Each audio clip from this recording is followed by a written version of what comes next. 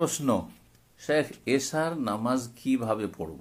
জি, একটু বলবেন ফরজ অথবা বেতরের সাথে ফুল এশার নামাজ। ফুল এশার নামাজ যেই নামাজটা আপনি পড়ে নিলে আপনার জন্য যথেষ্ট, সেটা হচ্ছে আপনি 4 রাকাত ফরজ সালাত আদায় করবেন।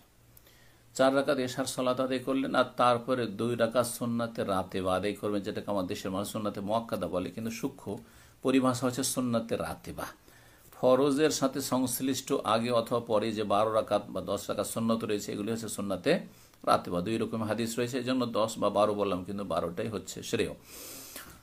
সুন্নতে রাতেবা যে 12 রাকাত, তার 2 রাকাত হচ্ছে এশার সালাতের পরে, এই পড়বেন, তাহলে 6 হয়ে গেল। আর তারপরে সর্বনিম্ন 1 রাকাত বেতর পড়লে ইনশাআল্লাহ যথেষ্ট, তাহলে 7 রাকাত সালাত করে যথেষ্ট।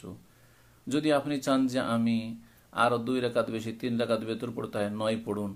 যদি চান যে আরও বেশি 5, তাহলে আপনি 11 হইল, তাহলে আপনার এইভাবে যদি আপনি বাড়ান তো বাড়াবেন। আর যদি তাহাজ্জুদ পড়েন তো আপনার ঘুম থেকে উঠে শেষ রাতে পড়াই উত্তম, যদি এশার সালাত থেকে ফজরের মাঝে যে কোনো সময় তাহাজ্জুদ আপনি আদায় করতে পারবেন। এই ছিল সংক্ষেপে এশার সালাত। এক কথায় আপনার মুক্তির জন্য এতটাই যথেষ্ট যে 4 রাকাত আর 2 রাকাত আর 1 রাকাত, 7 রাকাত এশার সালাত আদায় করবে, এতটাই যথেষ্ট ইনশাআল্লাহ।